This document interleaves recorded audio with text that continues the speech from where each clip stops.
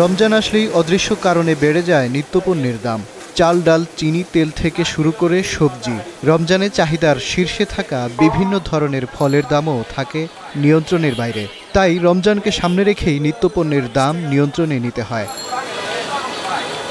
দ্রব্যমূল্য নিয়ন্ত্রণে রাখার করণীয় নির্ধারণে চাল, ডাল, চিনি, তেল ও মশলা থেকে শুরু করে বিভিন্ন ধরনের নিত্যপণ্যের সঙ্গে সংশ্লিষ্ট ব্যবসায়ীদের নিয়ে বুধবার সেমিনারের আয়োজন করে ব্যবসায়ীদের শীর্ষ সংগঠন FBCCI।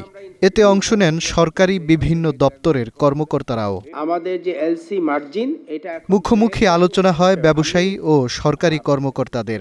এ সময় কর্পোরেট কোম্পানির হাতে বাজার জিম্মি বলে অভিযোগ করেন পাইকারি ব্যবসায়ীরা।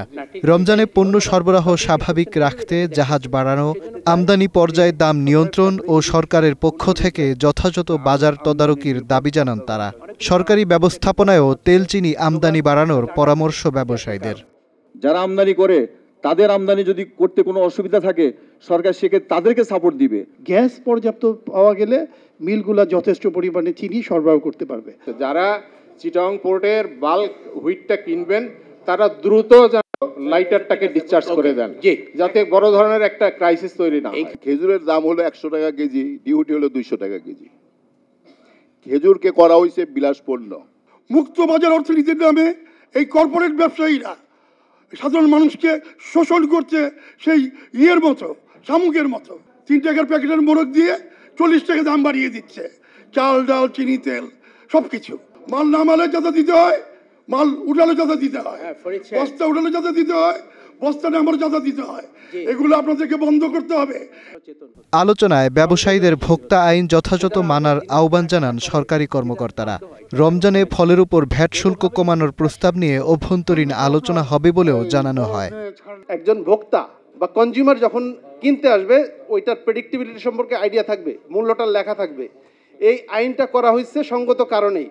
এখন আমি দেখি যে আপনাদের ভিতরে এই আইনটা মেনে চলার কোনো রকম কোনো আগ্রহ কোনো পর্যায়ে নাই। আমি জাতীয় রাজস্ব বোর্ডের পক্ষ থেকে এতটুকু বলতে চাই, আমরা এই ধরনের প্রস্তাব পাওয়ার পরে আমাদের চেয়ারম্যান মহোদয়ের নির্দেশনা অনুযায়ী আমাদের এগুলো পর্যালোচনা করার একটা ক্ষেত্র তৈরি হবে।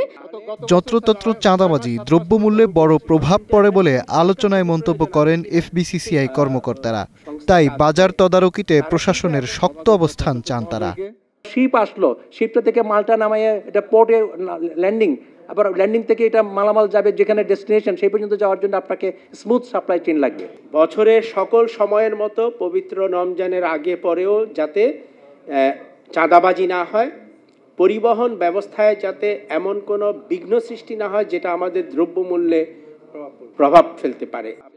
আলোচনায় দেশের বাজারের আমদানি নির্ভরতা তুলে ধরে বক্তারা বলেন, উৎপাদন কম থাকলে থেকেই যাবে দাম বাড়ার ঝুঁকিও। আমাদের পুরোটাই ইম্পোর্ট করতে। মাঝার মাহবুব, স্টার নিউজ, ঢাকা।